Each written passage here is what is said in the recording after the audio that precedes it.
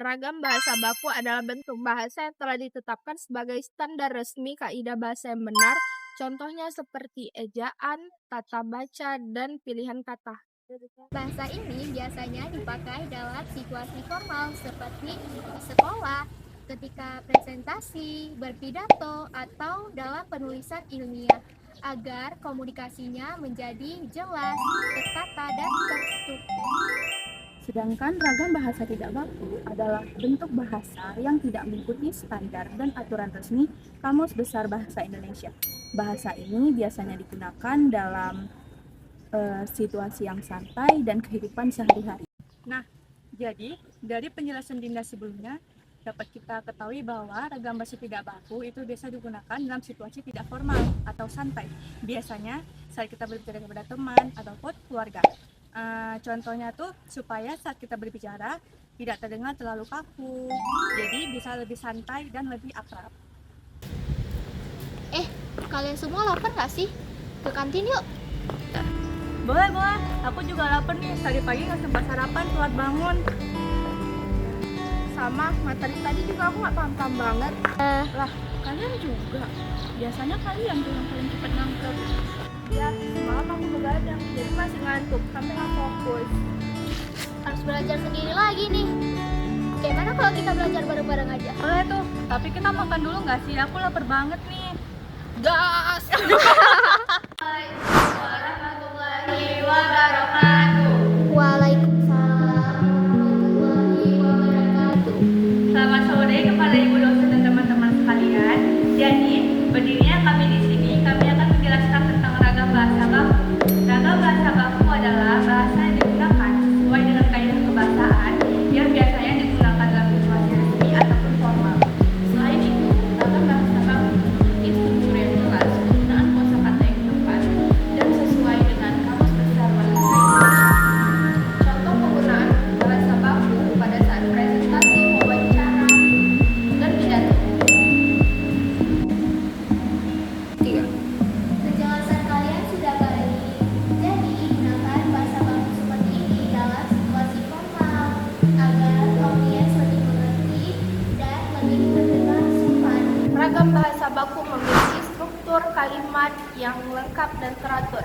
Biasa mengikuti pola subjek, predikat, objek, dan keterangan atau biasa disingkat dengan SPOK. Dalam kalimat baku, kata-kata yang digunakan harus benar dan sesuai dengan kaidah bahasa Indonesia yang jelas. Contohnya seperti, saya sedang mengerjakan tugas di rumah. Bahasa tidak baku memiliki struktur yang tidak jelas dan bebas. Terkadang, subjek dan predikatnya dihilangkan karena sudah dipahami dalam percakapan. Selain itu, sering menggunakan kata-kata tidak baku atau bahasa-bahasa gaul. Contohnya, lagi ngerjain tugas di rumah. Jadi, perbedaan utamanya terletak pada kelengkapan dan keteraturan struktur kalimat. Bahasa baku bersifat lengkap dan sesuai aturan, sedangkan bahasa tidak baku lebih santai dan tidak terikat pada aturan. Jatuh. Tuh, capek banget hari ini. Lelah. Pinjam pulpen dong. Pinjam. Aduh, lapar nih, jajan yuk. Lapar. Selamat siang, Bu. Saya ingin melakukan bimbingan terkait dengan skripsi saya. Selamat siang, silakan. Bagian mana yang ingin dikonsultasikan? Saya masih mengalami kesulitan, Bu, dalam penyusunan metodologi penelitian. Baik, coba jelaskan terlebih dahulu. Konsep apa yang ada susun? Baik, Bu, saya menggunakan metode deskriptif, tapi masih ragu saya dalam menentukan teknik dalam pengumpulan data. Silahkan Anda pelajari terlebih dahulu referensi yang sudah saya berikan. Kemudian kita bahas lagi pada pertemuan selanjutnya ya, Nak. Baik, Bu, terima kasih atas arahannya. Iya, sama-sama ya, Nak. Cip, gimana nih bimbingannya? Ya gitu deh, masih banyak yang harus direvisi. Revisi apa emangnya? metodologi aku kata dosennya masih kurang, kita harus masih baca-baca referensi lagi. Wah, lumayan juga ya, tapi pelan-pelan beres kok. Bener tuh kata Wawan, semangat ya Cid. Makasih ya teman-teman, semoga aja skripsi aku Semakin cepat siap.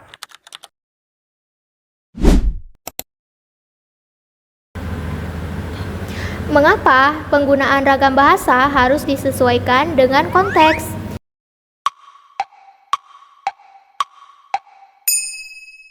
Penggunaan ragam bahasa harus disesuaikan dengan konteks agar komunikasi menjadi efektif dan tepat sasaran.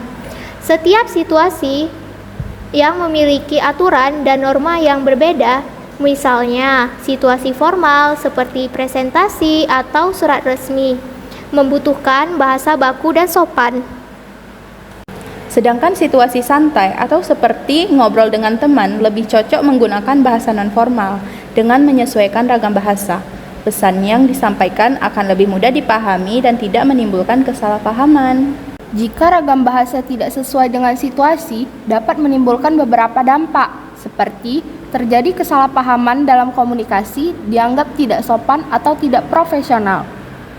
Selain itu, pesan yang disampaikan menjadi kurang efektif atau tidak jelas, menurunkan kepercayaan atau citra diri pembaca. Jadi, pemilihan ragam bahasa yang tepat sangat penting agar komunikasi berjalan sesuai.